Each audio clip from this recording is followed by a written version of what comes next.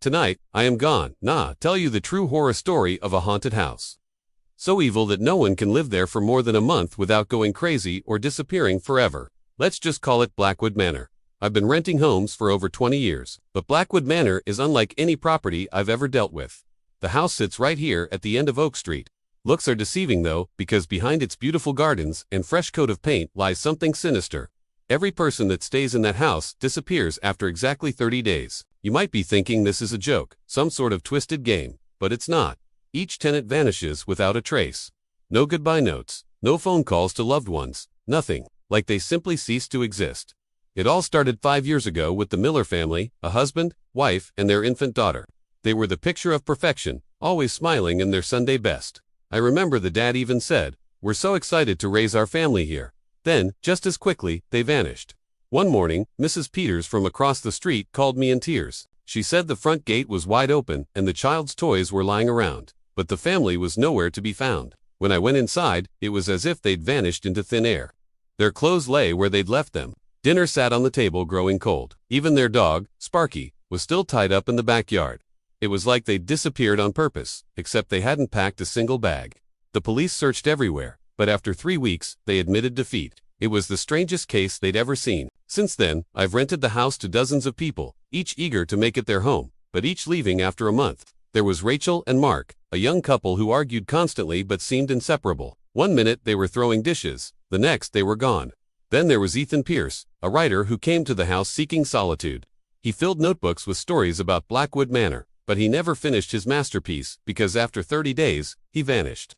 And lastly, Olivia Rhodes, a woman with a troubled past, who hoped a fresh start would help her find peace. She was always polite, thanking me profusely for letting her stay. But before I could utter a word, she disappeared along with the rest. I tried to investigate, digging into the house's history, anything to find a connection between these cases. That's when I stumbled upon a dusty journal hidden in the attic.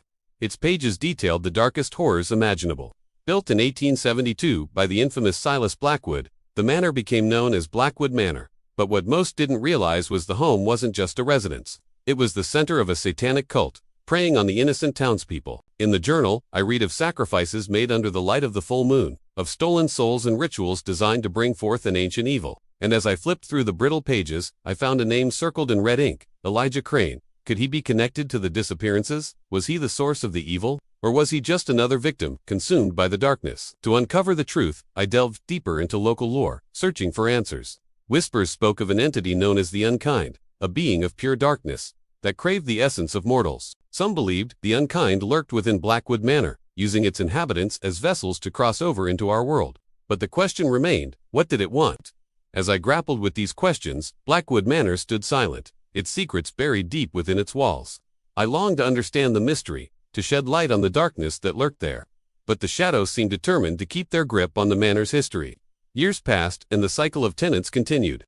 1 month they'd move in, full of hope and dreams for the future, only to vanish without a trace. I watched each new arrival, hoping to catch a glimpse of what happened to the others. But their faces, their names, their voices blurred together in my memory, each face becoming a haunting reminder of the manor's curse. Then I met William Hayes, a historian, drawn to the manor's mysteries. He promised to unravel the truth.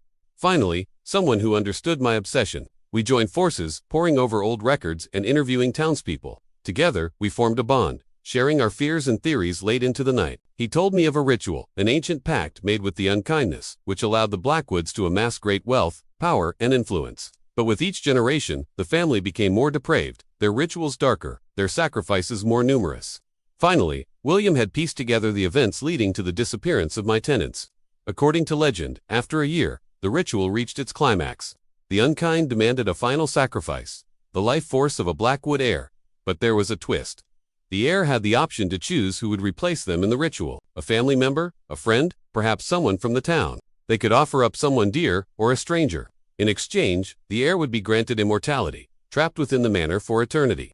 Each month, when a new tenant moved in, they unknowingly took their place in the ritual.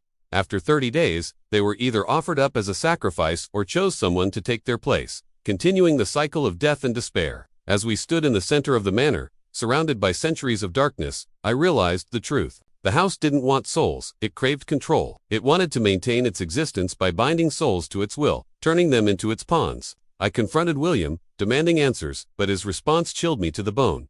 There was no escape. We were trapped in a nightmare, doomed to repeat the cycle of sacrifice and servitude. Desperation gnawed at me.